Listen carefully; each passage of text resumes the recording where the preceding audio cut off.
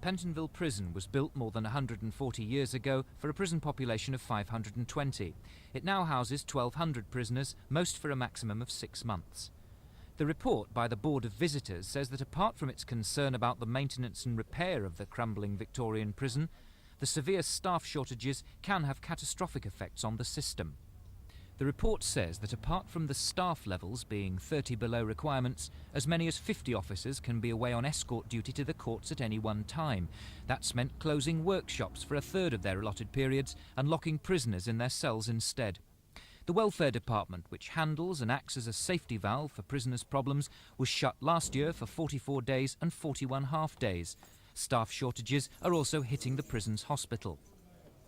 The prison governor and officers deny there's a catastrophe, but admit there's a problem.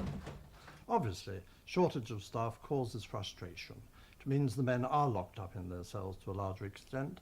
It means that men can't get to places like the library and canteen with the same frequency that they could have done if we had full staff. So in effect you're saying you agree with the criticisms in the Board of Visitors report? Oh, I think the criticisms are quite genuine and correct.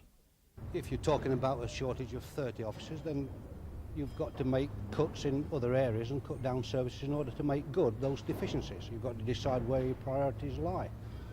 Do your priorities, for example, lie in the welfare of prisoners, and do you have to make cuts in those areas? Unfortunately, there are times when the welfare services have to be cut back in order that men can be produced at court and escorted to court in order that the judicial system can be satisfied. Does that affect your relationship with those prisoners whilst they're here? Of course it does. You know, there's got to be a shortfall in relationships because you're not having the same contact with them. Given time, things may get better. The Board of Visitors say that the Home Office have promised more money for staff this year. Michael Wilson at Pentonville Prison for Thames News.